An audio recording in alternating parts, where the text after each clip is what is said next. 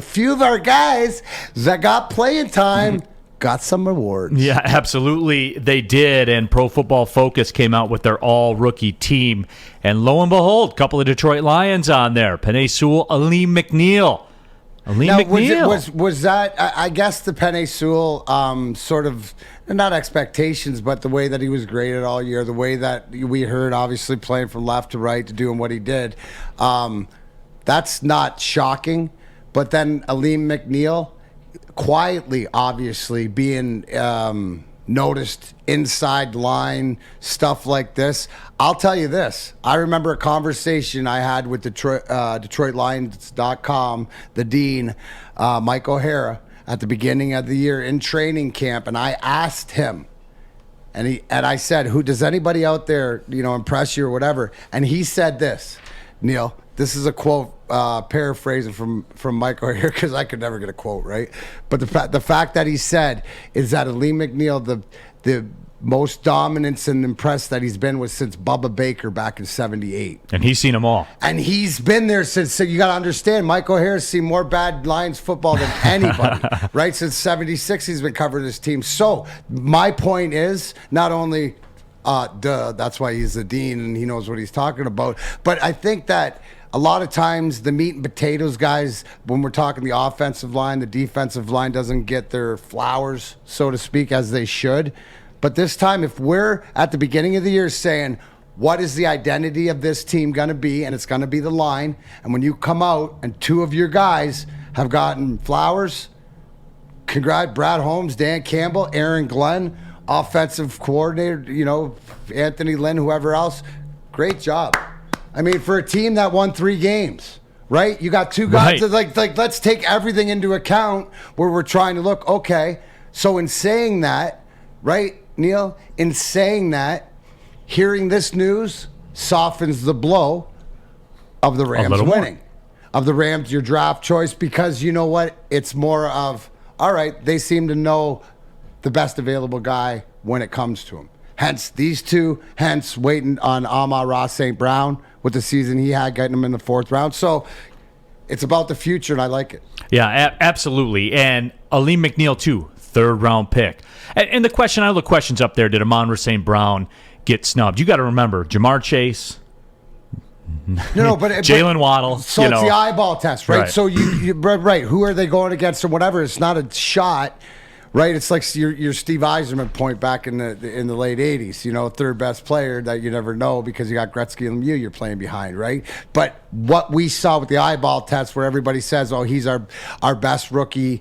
Look at the stats. Look at the way that he's progressed. He's I'm talking about. He's got that relationship. It seems that Matt Stafford has with Cooper Kupp, that 1-to-1 that you need with that little slot receiver that Tom Brady always had. So there's 3 guys, Neal. There's 3 guys. There's your 1st, your 3rd, and your 4th. Boom.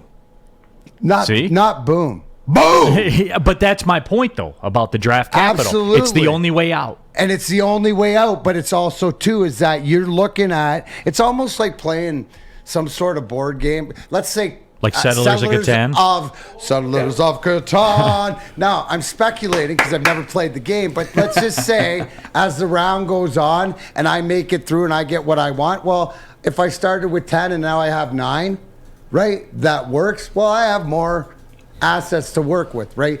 That's what we're seeing from Brad Holmes, from the Lions, is that their assets and the people that they're putting in play or deciding to hang their flags on are producing. And it's not about being an all-star. It's not about getting a trophy or whatever. It's about minutes, stats, things like that. So, again, you got to be happy as a Lions fan that there's progress. I'm not ecstatic. I'm just happy that I'm not in the mud. Feel like the mud's that feels like I can shake my shoes off now with a little bit of wet. Thank goodness, because it's cold out and I'm freezing my toes. No, but it's impressive to see because we're not used to that, man. And that's why for me, look, no one's been more critical of the Lions through the last 20 years than I have, man. You can ask my buddy. I talked about my friend Dennis, who's a terminal Lions fan. There's no cure. There's no cure for his Lion fandom. Terminal Dennis. And he used to get mad because I would rail on him and stuff like that. but there's something different here. There is. And I know people have said that before, but I have stuff to point to. Like that graphic you see on the screen. Alim, McNeill, Penei Sewell named a Pro Football Focus all-rookie team, and Amon-Ra St. Brown was honorable mention only because, Jamar Chase, who changed the Bengals organization, and Jalen Waddle, who was incredible all year long as well. That's why. This is why, guys. This you can't talk about this in a press conference. This isn't a cliche. There's data that supports all this. So there's that data, right? And I look back because when I talk about culture, and I'm a huge believer in culture and sport, right? And you look, like, as you're talking, I'm just sitting here and going, man, you look at how talented the Dallas Cowboys are. 11 penalties, how undisciplined they are. They don't have any culture. They got so much talent, no culture, right? We are so far ahead here, I believe, in the Lions, unless the Dallas Cowboys. Now, they can put culture in place and if guys buy in, but I don't think so, because what you're doing is you're building at the foundation, right? Instead of on sticks and, with straw, like the Three Little Piggies, now it seems like there's a foundation in your basement where your furnace is. That's brick. That's what it is. That's what I feel like after this season. There's a brick basement foundation. Yeah. Steve Baffey says McNeil's going to make a bigger impact long term than St. Brown. Not sure why people have not already noticed him. And he has been rock solid. And again, you talk about flowers. You don't get flowers when you're in the interior defensive line. You don't get them. That's the one question that I'd ask, and I'd ask our impeccable reporting genius that's seen more games than anybody, Kory Woods, is like, did you see this? Because the interior line is one of these things that you have to pay attention to. Now, if you know names and you're told this guy this on the offense, but Kory, did you send? Here he is, Kory Woods, what up? Woodward Sports. Yeah, look at it. What up? Did you see this comment? Like, was this surprise to you, the Alim McNeill or whatever like that? Or did you see that, there's something that he did enough, or the effectiveness? No, I didn't. It wasn't a shock to me. You saw it coming, but man, as quickly as it did come together, I didn't think it was going to come together that quick. I was thinking like maybe, year 2 or 3. I mean, that's what a lot of the projections were. But the thing about it is, the Lions had to throw this guy into the fire, and you saw quickly he progressed. Aaron Glenn got a lot of those undrafted free rookies, and the drafted rookies, of course. They got a lot of those guys buying into the program, and you said it earlier, it was about the culture. It took a while to get together, but the thing about it is that the Lions, Neal, you talked about this. You said you're a big Lions critic, right? For all time, long time. The Lions did something different with this rebuild that I've seen them do differently before. They actually tore everything down to the ground instead of just doing band-aid jobs. Okay, we're gonna get this guy here, and then we're gonna get this guy, we're gonna get this coach, we're gonna be here. No, they tore it all the way down to the basement and said, "Look, let's just." They said it without saying it. Let's just suck. That's why I tell people to temper this free agency period.